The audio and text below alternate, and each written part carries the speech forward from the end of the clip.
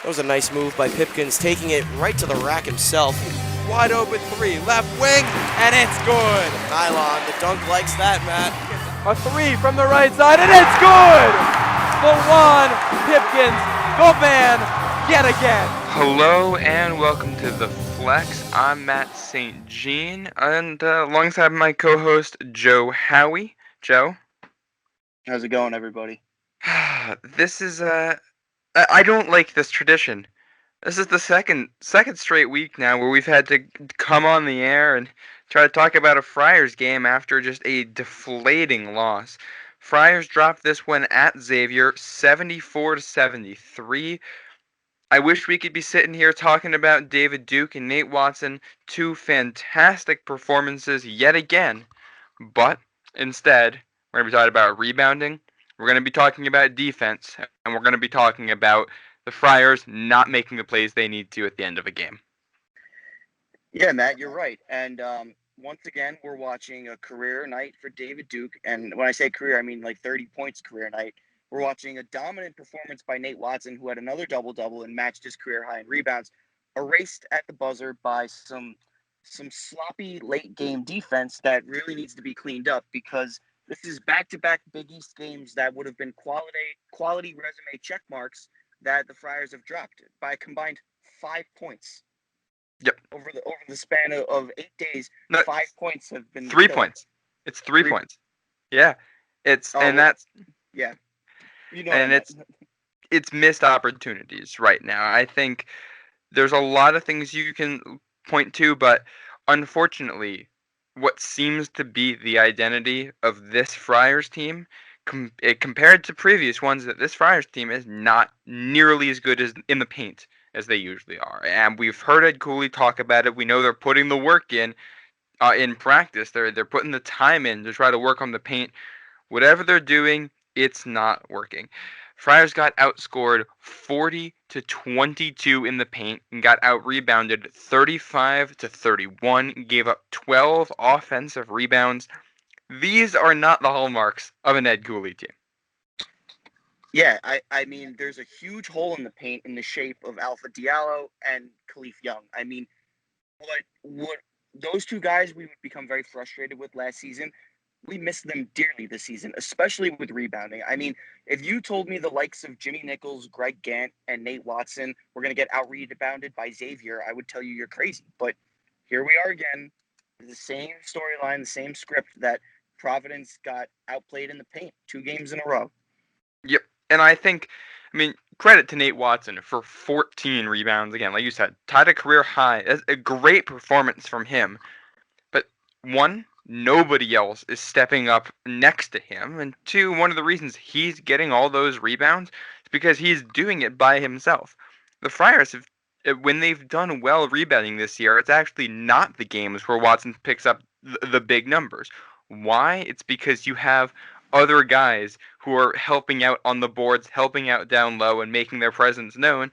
He had 14 rebounds. Your next highest was 4. That's 4 from Nichols and 4 from Reeves. And I think Nichols is probably the guy who you'd want to see a few more rebounds from in situations like this, in games like this. It's almost like, Matt, on a night when Nate has career rebounding numbers, you're almost like, oh no, because he's the only big rebounding. Like, I'm happy for Nate because I think this is just a great overall performance by him. He's really developing into the center that you want to see on your team. And come March, if the Friars are fortunate to land on the right side of the bubble, he's a force in the paint that I would not want to play against. But when he's the only big rebounding in double figures, or not even double figures, we'll say north of 5. Yeah. He's the only big that has more than 5 rebounds. That's an issue, especially when you look at the length of Jimmy Nichols, Greg Gant, and Noah Horchler, who I have a few thoughts on the usage of Horchler, but we'll get to that in a few minutes.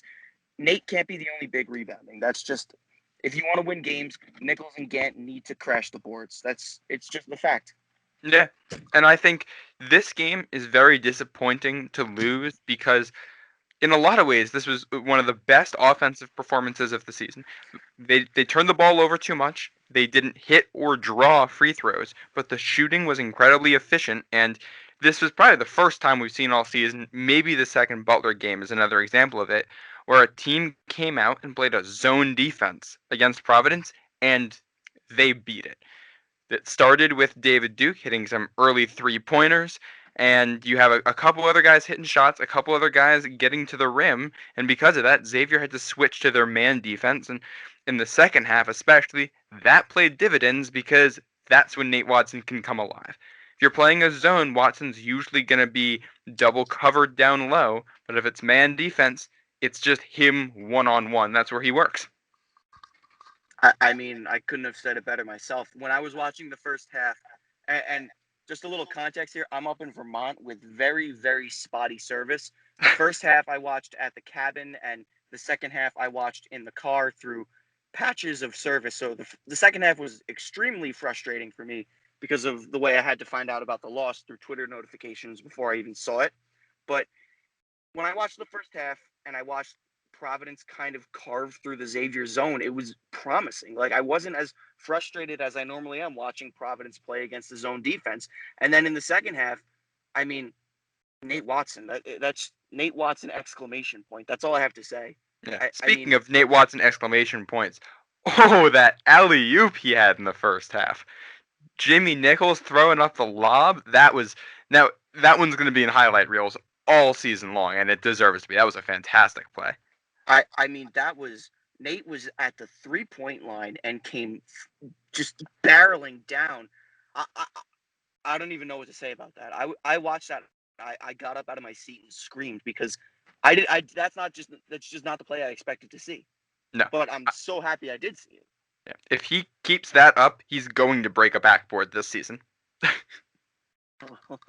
Don't tease me, Matt. I would love to see Nate Watson rip a rim off the backboard. All right, let's talk about the final, I don't know, 3 minutes of the game, because there's a lot of good followed by a lot of bad. First, Friars down 4. You get that 11-0 run. You've got Nate Watson hitting a shot, then Reeves with a 3, Duke with a 3, Horkler with a 3, and that's when they built that 7-point lead with just over a minute to play. What did you see in there that you liked? Well, one, I think if we had won the game, I would give the play of the game to AJ Reeves for hitting that 3 because that put us back on top. I think Noah Horkler hitting that 3 coming in after not really doing anything. Horkler hitting that wing 3 was huge because that was the second 3 in a row, and that was almost like an exclamation point dagger to Xavier. But I mean, this was David Duke's game, 30 points. So watching him carve up Xavier was, whenever he had the ball in his hands and whenever he took a 3, I was expecting it to go in. He went 7 for 9 from beyond the arc, and seeing those role-playing guys like Reeves and Horkler tally on and tack on in the last couple minutes, I said to myself, that's X factor right there. That's what you need, because you can have these big nights from Duke and you can have these big nights from Watson. You need other guys to step up, and that's the winning formula for us. So at that point in time, before Xavier went on the unanswered 8-0 run, when Reeves and Horkler hit those 2 threes, I said to myself, that's game. We're up 7, that's game. Those 2 guys were the X factors right there. But now we kind of have to transition here because this is where things went spiraling out of control. Yep, you have Zach Fremantle. He gets a 2.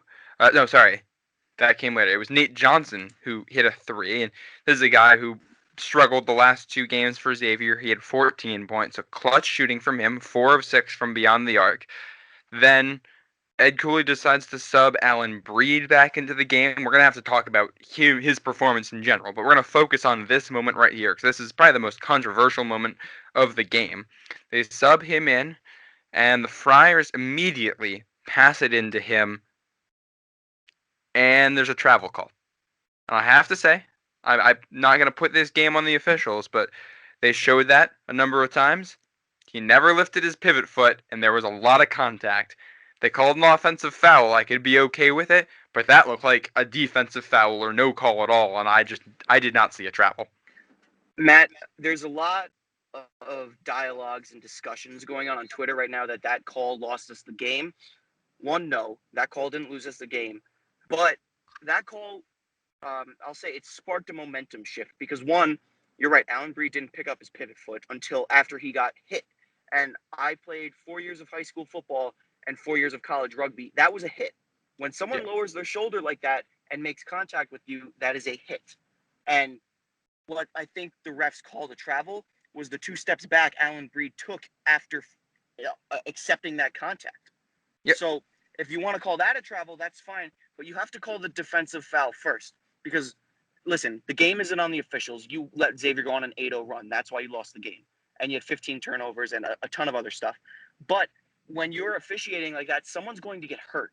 Because when Alan Breed got hit by like that, the officials are basically saying, okay, you're allowed to make aggressive contact, and we're going to call it on the other team. That's the message that you're giving to players. And then Xavier's going to take that and say, okay, we're getting away with dirty plays now.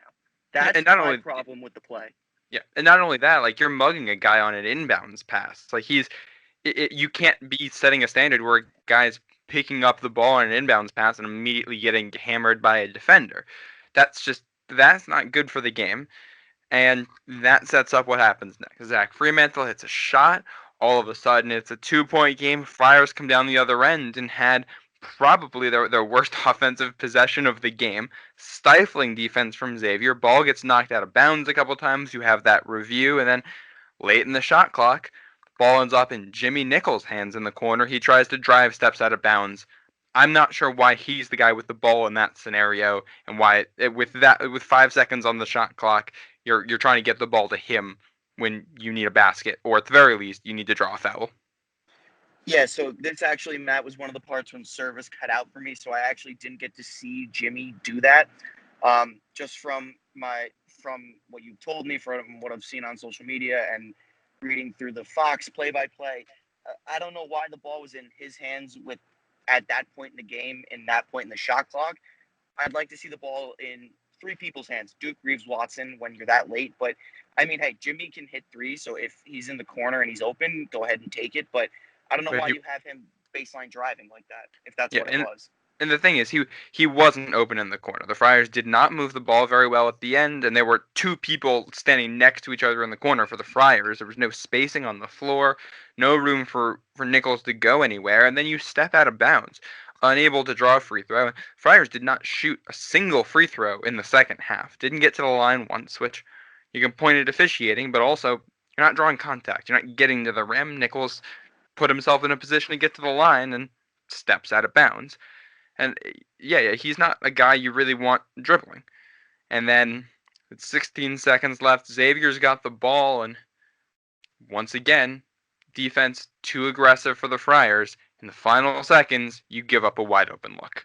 So just let me gather my thoughts here. First, when we talk about second half free throws, yes, we were not taking the proper shots to draw fouls in the paint.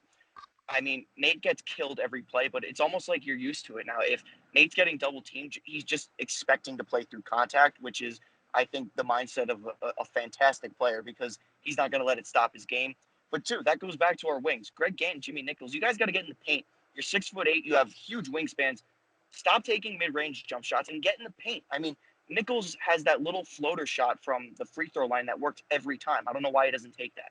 But for the final 16 seconds defensively, for the first time in what seems like the entire season, we actually saw Greg Gant close out on a wide open 3-point shooter, but he lost his man doing so, and the rest is history.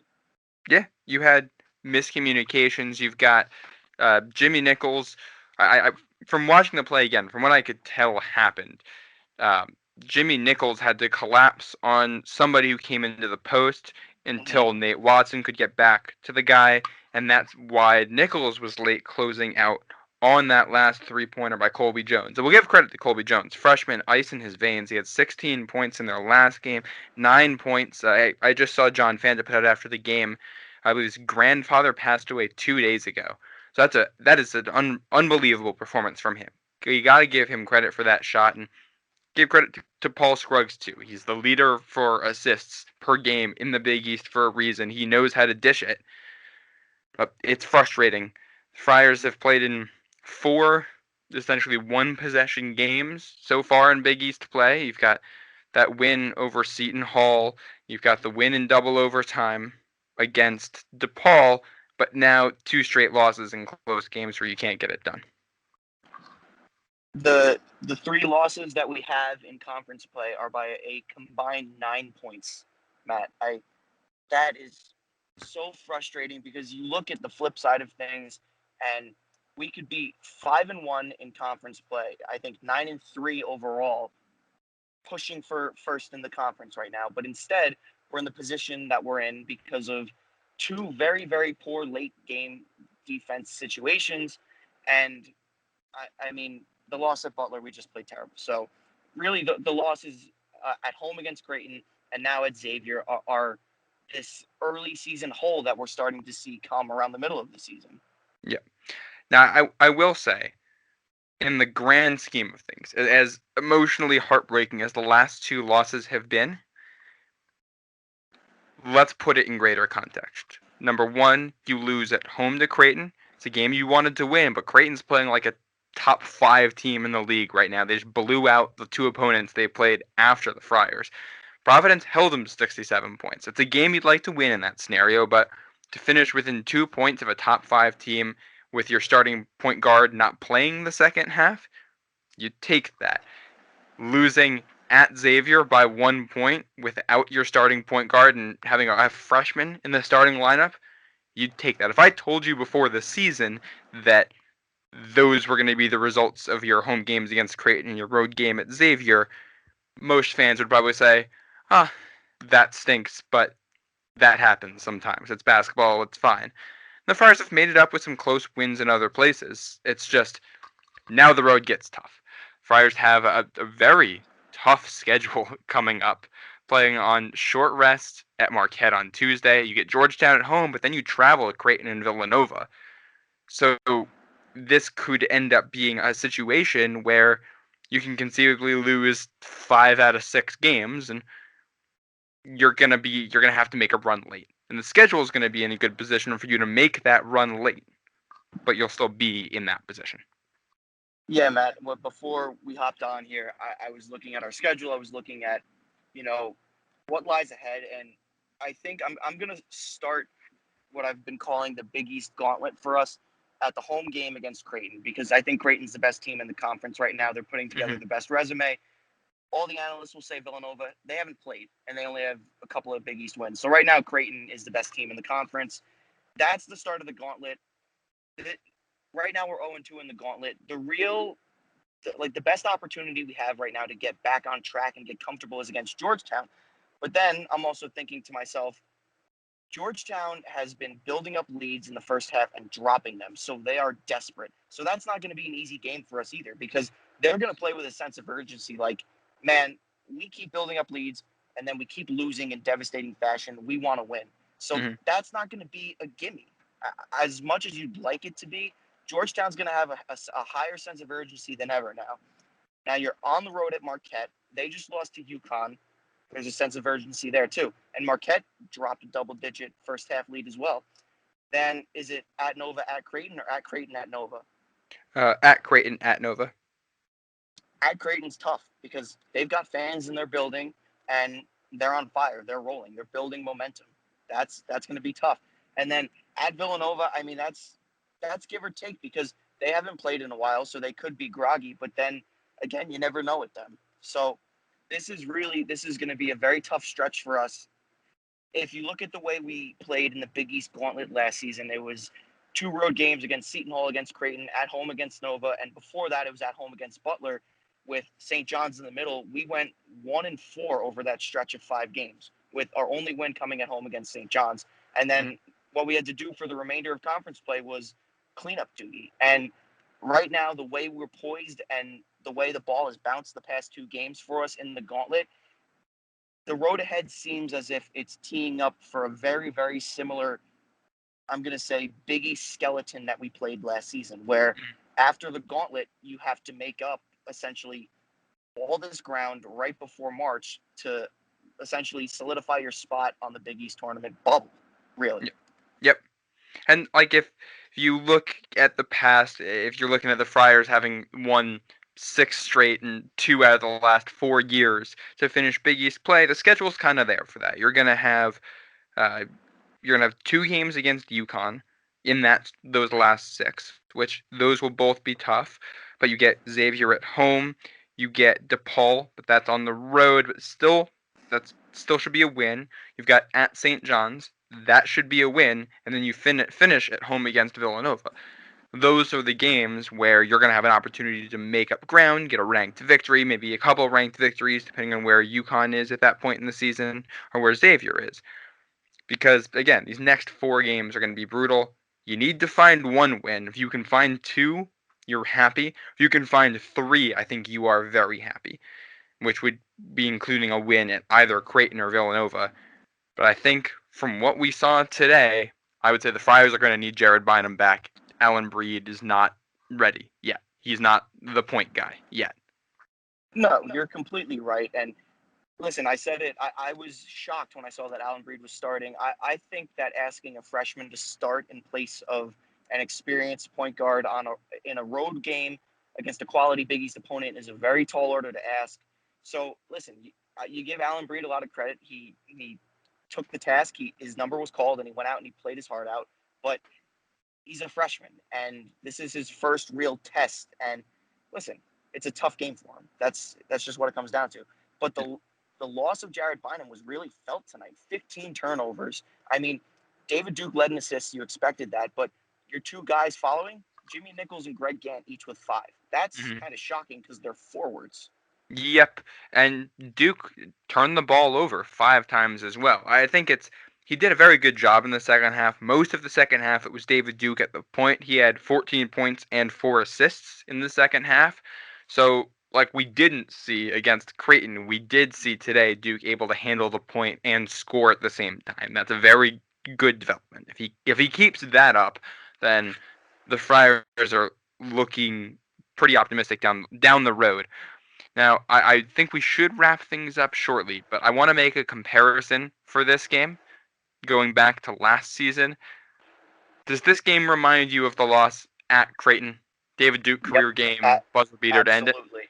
Yeah. Absolutely. I mean, when it happened, so for context, I'm sitting in a random parking lot watching watching the game buffering on my phone as service continues to drop in and out. And I'm thinking, David Duke has 30 points. We're leading by more than 5 with less than 2 minutes left. This screams Creighton game from last season because if you'll remember, we were up 5 with 2 minutes left on David Duke's 36-point night. So I was waiting. I mean, I wasn't getting myself too excited, but I was waiting. I was like, this could be redemption. This could be the David Duke game that everyone talks about that turns out to be a huge road win. But no, we gave up a buzzer beater again. Yeah, that's frustrating. And that was the start of the gauntlet last year, like you were talking about. So, Friars, disappointing right now. This is not the game that they hoped for. But when you're looking at the schedule, you're thinking, all right, for most of the teams in the Big East, if you lose on the road and win at home, you're all right with that. And Friars are still mostly on track for that this season. They'll get a chance later on to play Xavier again and split with them. We've already seen them split with Butler, and they put themselves in a good position to sweep against a team like Seton Hall, or they've already have 1 win over DePaul. So against some of those teams you have to beat twice. The Friars are in a good position for it. So the order of things and the way they happened, I understand. Friartown's going to be freaking out a little bit after this. There's things the Friars do need to work on. This team is far from where it needs to be.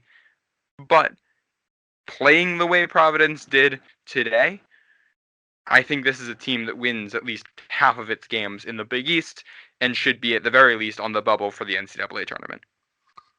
I mean, a couple points. Yes, I think this team, when it plays to the best of its ability, should be a bubble team, if not more. I think the beauty of the double round robin in the Big East is that you get to play everyone twice. So you're right. We have an advantage over Seton Hall and DePaul right now. We already split with Butler, and we have opportunities for revenge against Creighton and Xavier. Now, the big key here is you cannot get swept. You cannot let Creighton or Xavier get 2 wins over you. I always say, sweep, don't be swept. That's like the motto of the Big East. And you've seen teams like Creighton, Villanova, Xavier, Seton Hall, who live by that mantra, and they're consistent tournament teams. Now, Providence, sometimes we do get swept by teams that, like I think 2017, 2018, Seton Hall swept us. That's not very good. The following year, Villanova, Creighton, Georgetown, Marquette swept us. So you can't get swept by teams if you want to make the tournament. And I mean, there's a lot of things that need to be worked out by this team, offensively, defensively, rotations. I mean, defensively, you got to find a solution for Greg Gant, or you can't give him 26 minutes. That's Yep. my 2 cents right there. He's not doing the offensive work to allude to 26 minutes of playing time. When he's turning the ball over, he's missing defensive assignments. He's not closing out, and when he does close out, he leaves guys wide open. You got to figure that out. I think Noah Horkler has a lot of potential to be a huge X factor here. I mean, he came in and ripped a 3-pointer right away in the second half. He only got 5 minutes of playing time, but that's big. I mean, He's cold. He's on the bench, but we won't get into that too much as I know we're trying to close out here. Just a couple of parting thoughts from me. Yeah, Horkler's a guy who could figure into that rebounding situation, but yes, a lot to figure out for the Friars. Still trying to figure out how you fill that hole left by Jared Bynum. He traveled with the team, so there's a chance that he will play at Marquette. But the Friars now 7-5 on the season, 3-3 in conference play. They will play at Marquette the late game Tuesday night, so short rest. The team staying on the road. I'll give you one little last note here before we log off, Joe, and this should make you feel a little bit better. Despite losing, Providence actually moved up one spot in the KenPom rankings from 58 to 57. So that's the metrics telling you played a good game. It just didn't shake out your way. So that right there is something that you can take home. You can move on to the next one, and you got to figure out how to win. You got to figure out how to finish these games. But there's a lot of good things to look at here too. This has been it for us at The Flex. For Joe Howie, I'm Matt St. Jean. Make sure you follow us on Twitter and wherever you're listening to this to stay updated. Thank you for listening. Go Friars.